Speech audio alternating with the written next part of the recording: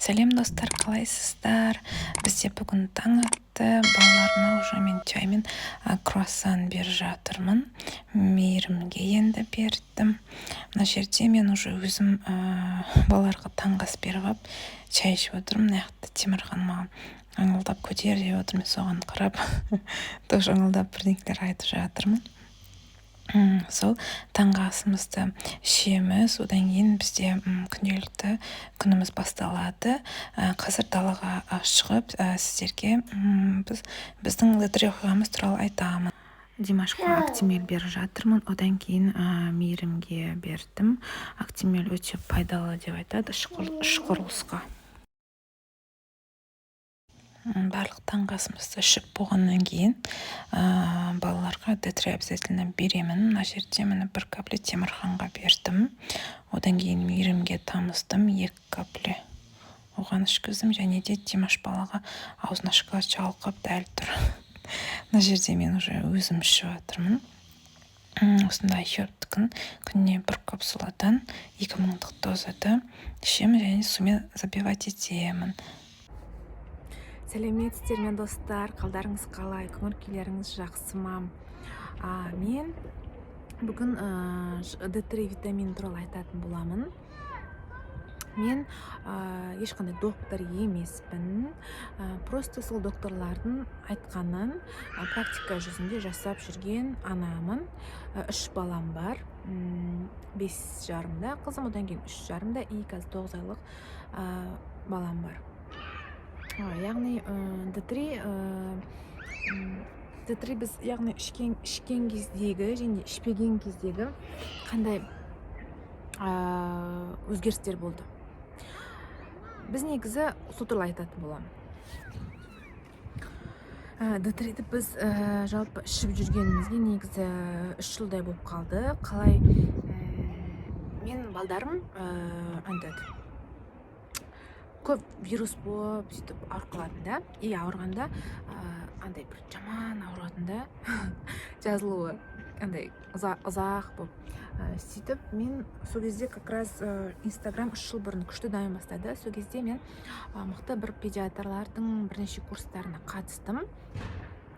Сол кезде сол курста бізге яғни айтқан D3-дің маңыздылығы туралы вообще тек қана балдар емес, үлкендердің де денсаулығында өте пайдалы негізі. Оны мен практика жүзінде көрдім. Біз вообще үзбей ішеміз. Жаз болсын, қыс болсын, жылдың кез келген мезгілінде D3-ді ішеміз. Бірақ кейбір докторлар айтады, жаз мезгілінде ішпей-ақ қойыңдар, күн бар дейді. Кейбірлер айтады, бірақ интегративті педиатрлар айтады, жыл 12 ай іше беріңіздер депші. Біз өзіміз Құдайдың құтты күні ішеміз D3-ді. Күнде таңғы астан кейін балдарға беремін. Қазір сіздерге көрсетем видеодан.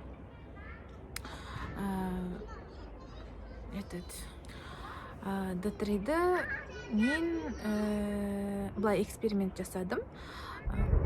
Аптечный өткенде осыдан бір жарты жыл бұрын шығар, аптечный витамин алып көрдім, айхербтікін емес. Сөйтіп көріп едім, бірнеше уақыт іштік, білмеймін, 1-2 ай ішкен шығармыз. Сөйтіп мен анализ тапсырып көрейік дедік, педиатрымыздың айтуы бойынша. Сөйтіп қарасақ, D3-міздің мәні масқара түсіп кетті. Негізі 100-ге дейін болу керек қой. Біздікі 20-ға түсіп кеткен ғой. Сөйтіп біз қайтадан айхербқа көштік. Содан кейін біз қайтадан течный ішпейтін болдық. Оны атын айтпай қойын. Сосын қайтадан айхербқа көштік. Айхерб бізге ұнайды өзімізге. Біз оны 3 жылдан бері ішеміз ғой. И содан кейін бір 2 ай іштік та айхербтікін. Қайта анализ тапсырып едік. Бізде уже балаларымда где-то 65-те болып тұрды. Содан кейін үзбей ішеміз.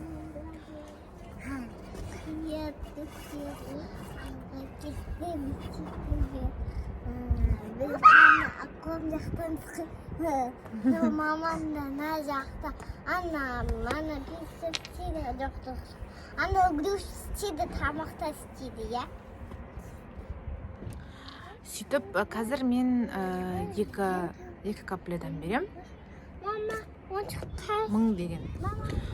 Және де өзіме келетін болсам, мен осы үшінші баламды босанғаннан кейін D3 бітіп қалды да, бір где-то 1-2 ай ма ішпей қалған ғой.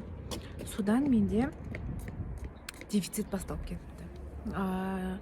Тістерім үгітіле бастады. Ешқашан еткен емес, сол D3 ішпей қалған кезде именно. Сөйтіп, пломбаларым түсіп, бүкіл тісім быт-шыт болды. Сөйтіп, мен деген қырғын ақшаға тісімді жөндеттім. Сондықтан сіздерге шын жүрекпен айтам, D3 ішіңіздер. Одан, яғни, оказывается, менде D3 негізі организмге пайдасы мынандай ғой.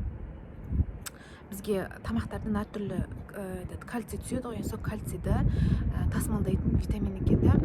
Сөйтіп, менің тістеріме кальций жетпей қалған, өзім жаңадан босанғанмын. Оның үстіне босанған кезде біз осыяққа 20 күннен кейін көшіп келдік Астанаға. Может, ол да бар. Сөйтіп, короче, тістерімде кальций жетіспей қалып, солай быт-шыт болған. D3-ді үзбей ішеміз отбасымызбен. Мен өзім 2000-дық дозада ішем, қазір профилактикалық дозада. Оның алдында жақсы көтеру үшін 5000-дық ішкем.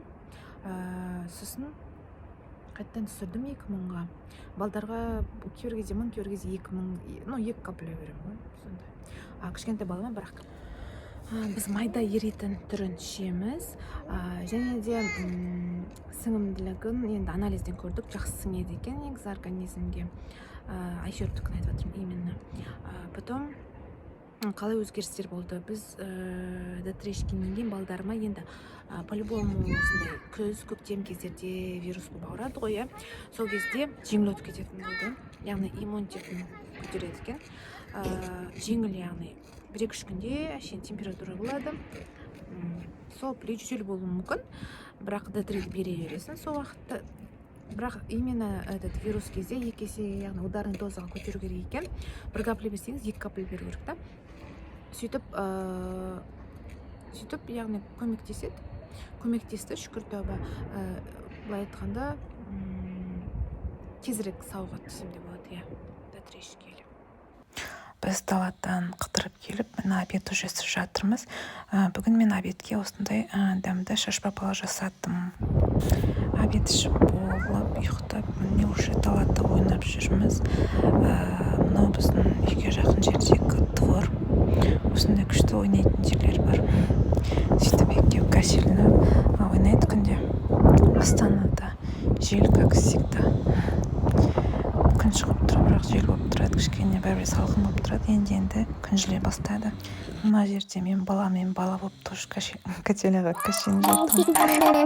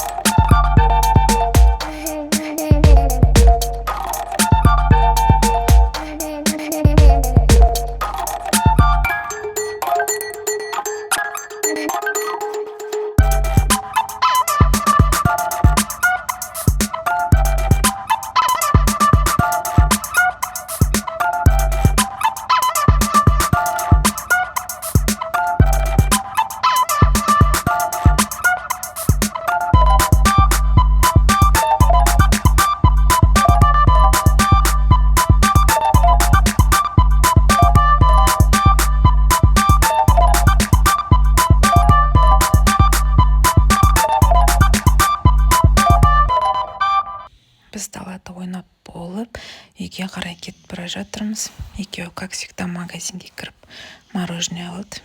Енді жеп бара жатыр. Осы үй жаққа кетіп бара жатқан жол.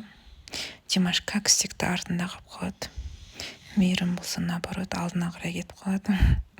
Ал достар, келесі видеода кездескенше сау болыңыздар.